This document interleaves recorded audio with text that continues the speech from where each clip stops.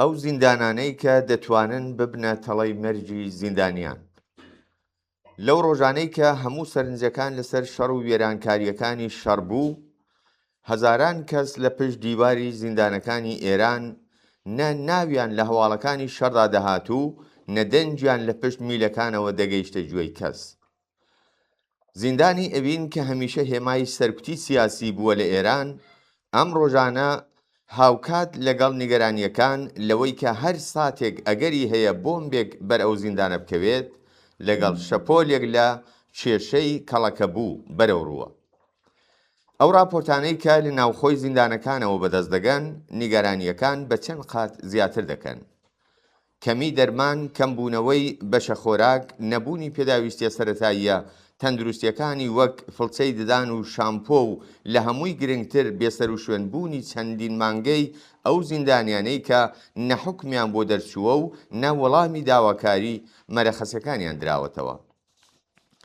لە بەشی دەرمان و چارەسەر دۆخەکە زۆر لەوەش خراپترە.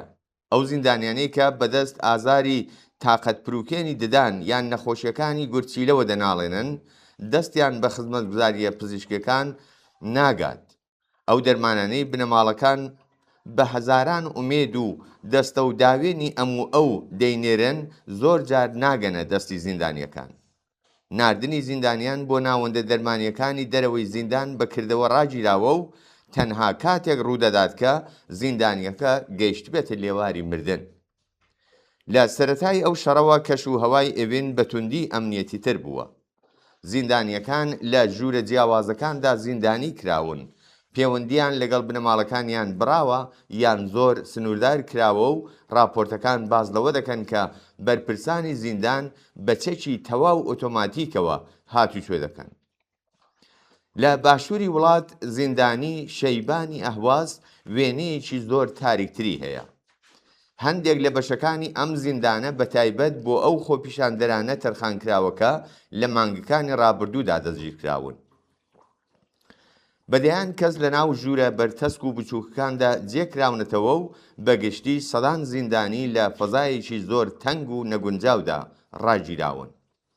کەمی ئاو، کۆنتڕۆڵ و چاودێری تند لە کاتی چوون بۆ سەر ئاو و بڵاوبوونەوەی چێچ و ئەسپێ دۆخی تەندروستی گەیاندونەتە ئاستێک کە جۆرها نەخۆشی پێست لە نێو زیندانیاندا بڵاو بۆتەوە. دەرمانە بەردەستەکانیش کوالیتیان خراپە و تەنانەت دەوترێت هەندێکیان ماوە بەسەرچوون. زۆربەی ئەو زیندانیانە لە دۆخێکی نادیار و بەبێ حکومدان بە تۆمەتی قورس بەبێ دادگاییکردن و لەژێر گوشاری لێپرسینەوەی بەردەوامدان. لەم نێوەندەدا زیندانی ورمێ دۆخێکی تایبەتی هەیە. ژمارەیەکی زۆر لە زیندانیانی سیاسی کورد لەم زیندانەدا ڕاگیراون و راپۆرتەکان باز لە ئەگەری لە سێدارەدانی بە کۆمەڵ و گوشارێکی ئەمنیەتی لە ڕاددەبەدەر دەکەن. هەروەها زیندانەکانی سنە و بۆکانیش بەهۆی کۆبوونەوەی دۆسیە سیاسیەکانی زیندانیانی کورد و حکومەکانی سێدارە ئەو ناوەندانە بوونەتە چەقی نیگەرانیەکان. لە هەفتەکانی ڕابردوودا شەپۆلێکی نوێی لە سێدارەدانی سیاسی ئێرانی گرتووەتەوە. لە کۆتاییەکانی ڕێبەندانەوە هاوکات لەگەڵ دەستپێکی ململانێ سەربازیەکان ژمارەی ئەدامەکان بە شێوەیەکی بەرچاو زیادی کردووە. راپۆرتەکان باز لەوە دەکەن کە لە کەمتر لە 2 مانگدا لانی کەم 13 بۆ 14 زیندانی سیاسی لە سێدارە دراون کە هەندێکیان لە خوار تەمەنی یاساییەوە بوون. حەفدەی خاکەلێوە عەلی فەهیم گەنجێکی 26 ساڵان کە لەژێر ئەشکەنجەدا ناچار بەدارپێدانان کرابوو لە زیندانی قزل حەساری کەرج لە سێدارە درا.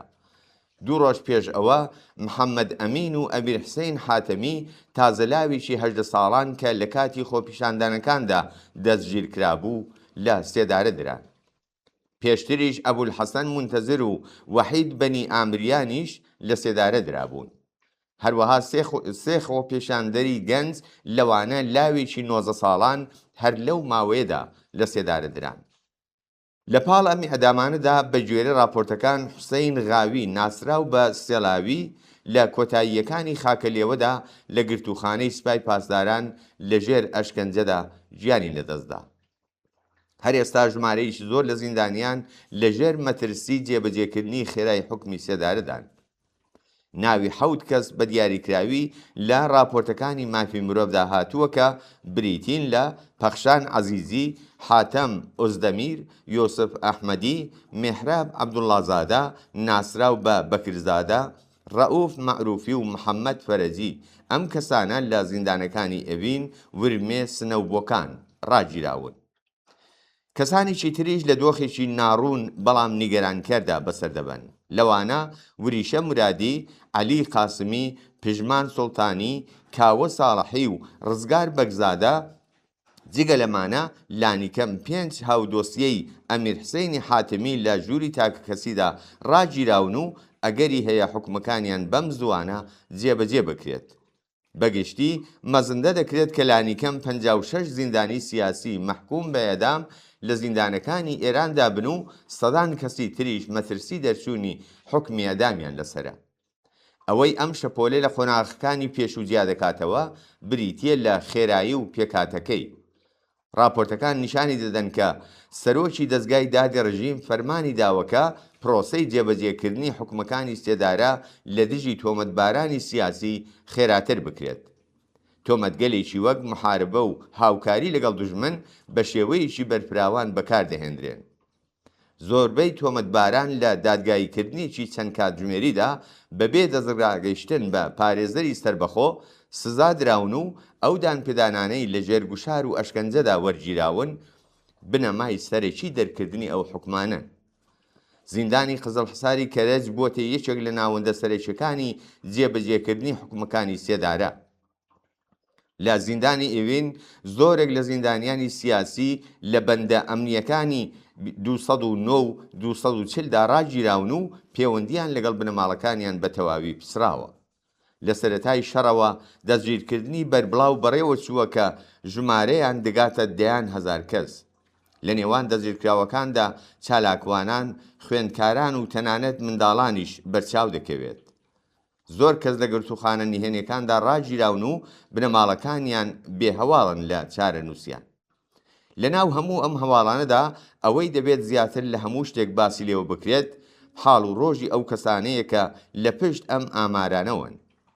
دایکێک کە هەموو ڕۆژێک لە پشت هێڵی تەلەفونەوە چاوەڕێی هەواڵێکی منداڵەکەیەتی، باوکێک کە کارتۆنێک دەرمانی ناردووە و نازانێت بەدەست جگەرگۆشەکەی گەیشتووە یان نا، هاوسەرێکی کە بۆ ماوەی چەندین هەفتە دەنجی لایەنی بەرامبەری نەبیستووە، ئەو منداڵانەی کە تێناگەن بۆچی باوک یان دایکیان نایەتەوە بۆ ماڵ.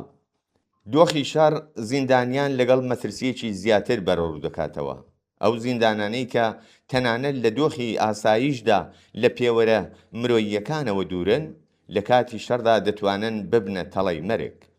بۆردمان و پەرەسەندنی نایاسایی لەژێر سێبەری شەڕدا هەمویان گیانی زیندانیان هەرچی زیاتر دەخەنە مەترسیەوە.